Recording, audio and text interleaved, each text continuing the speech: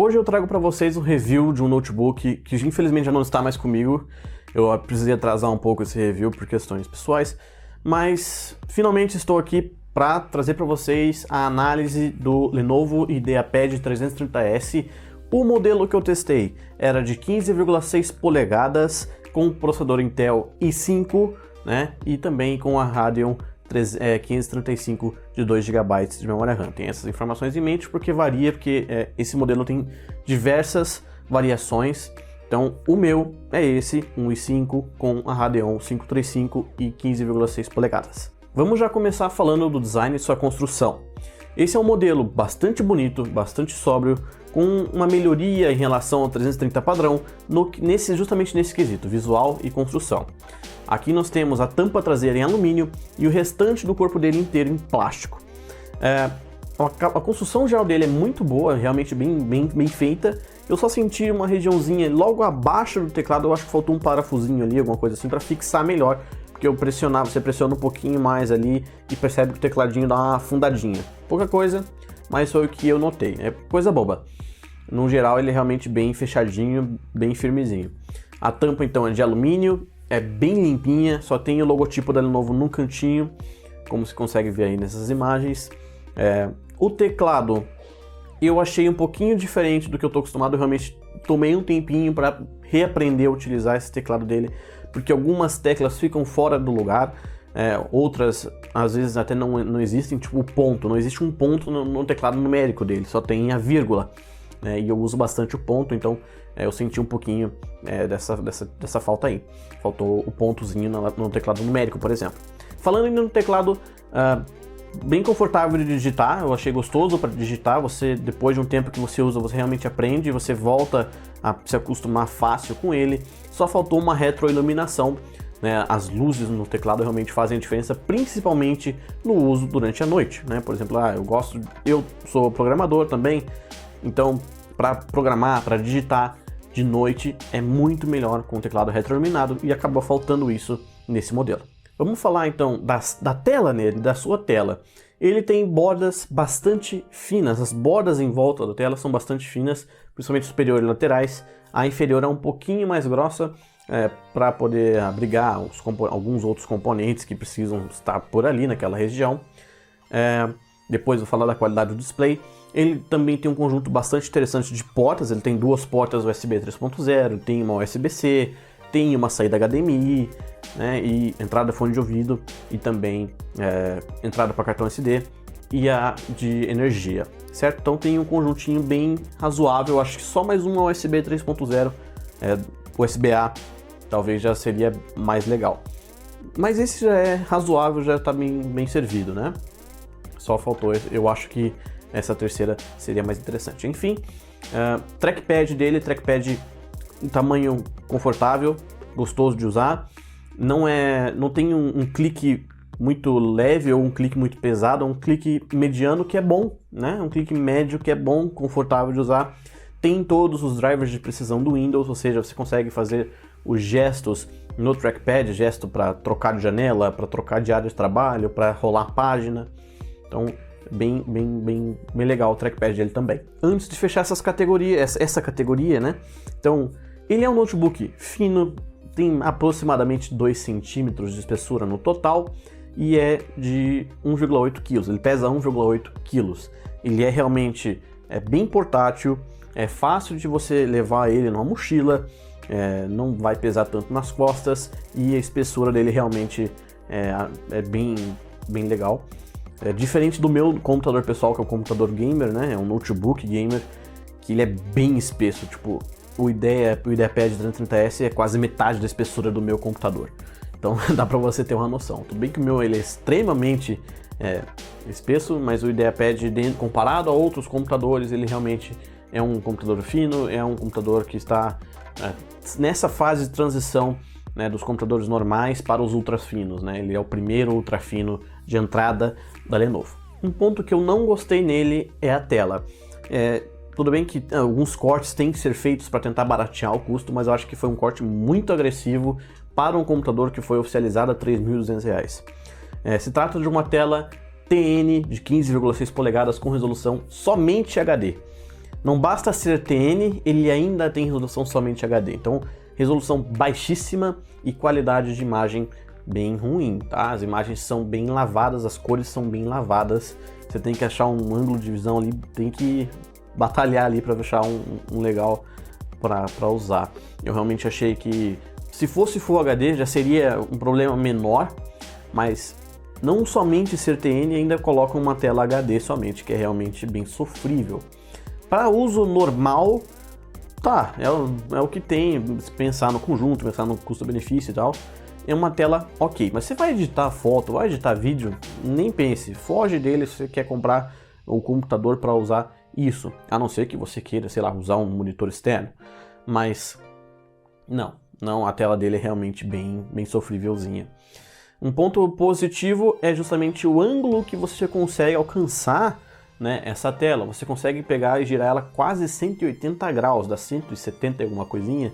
A Lenovo fala 180 porque ela realmente fica plana, né, na mesa, ela fica bem planada, mas não dá exatamente 180, dá um pouquinho menos, se eu não me engano.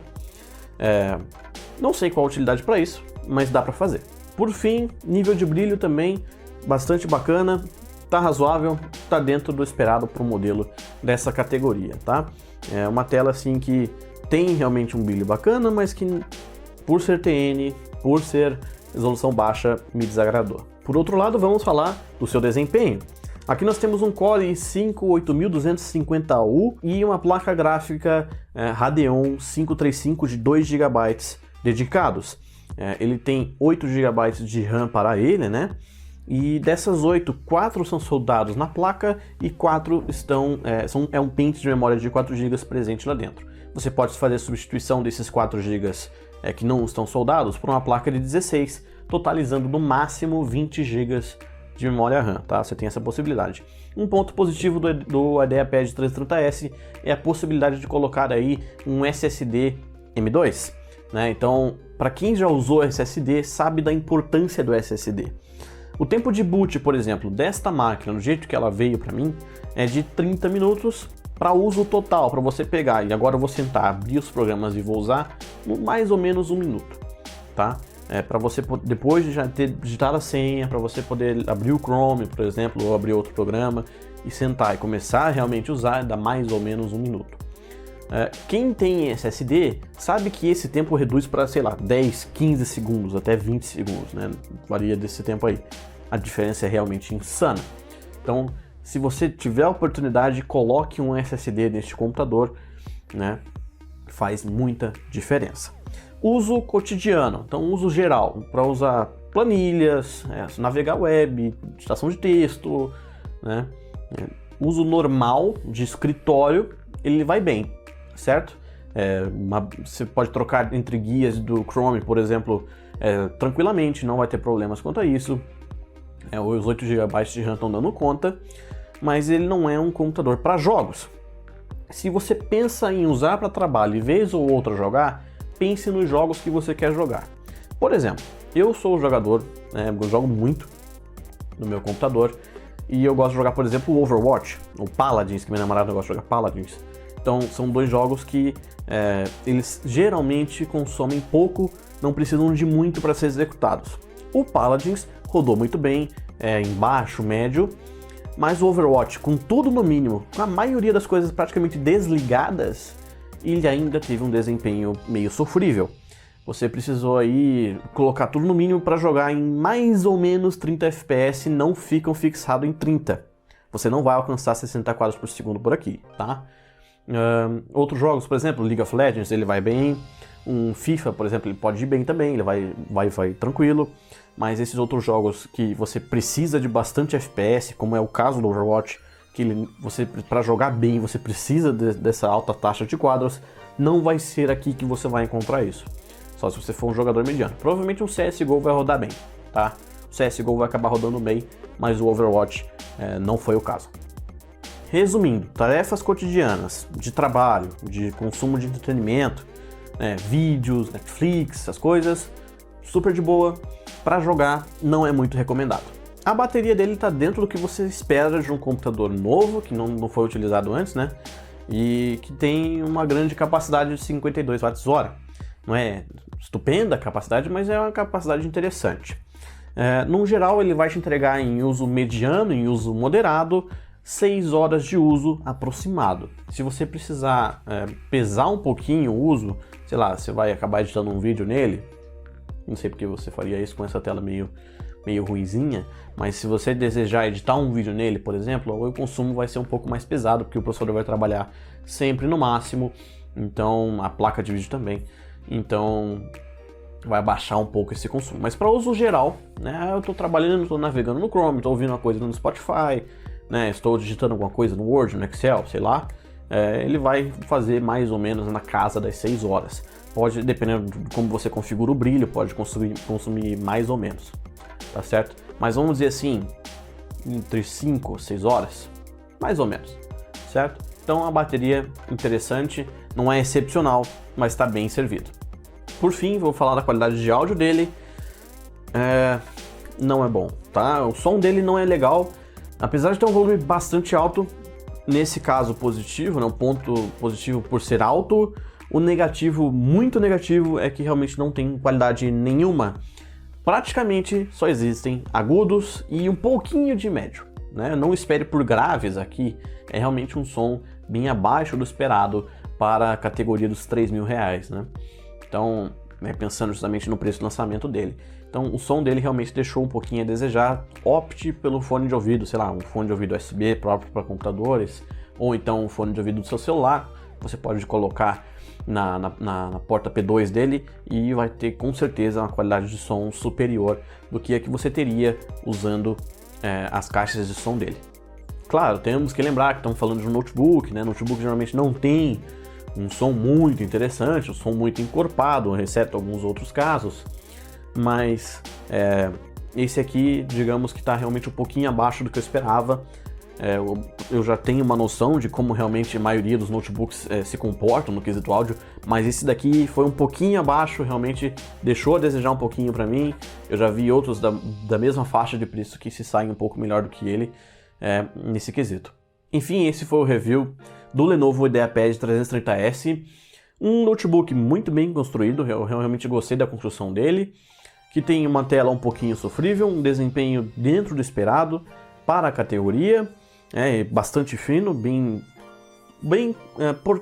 portável. Você consegue colocar ele na mochila e andar com ele sossegado, você não vai sentir peso nas costas, por exemplo, ao contrário do meu, que tem quase 3 kg, o meu controle é realmente bem pesado. Tem aí uma bateria muito boa, tá certo? Um desempenho aceitável, uma construção bacana. Se você não liga para a tela e não liga para o som, você está bem servido. Entretanto, você tem que pagar aí na casa dos R$2.700, R$2.800 no modelo com Core 5, com a Radeon 535 e também a tela de 15,6 polegadas. Ok? Então não vale os 3.200 cobrados pela Lenovo, mas geralmente as varejistas conseguem baixar esse preço, então procure por ele na faixa dos 2.700, 2.800. Esse é o vídeo de hoje, espero que vocês tenham gostado. Qualquer dúvida pode deixar por aqui, qualquer comentário construtivo vai ser muito bem aceito. Nos vemos em breve em outro vídeo, em outra análise. Valeu, tchau, tchau!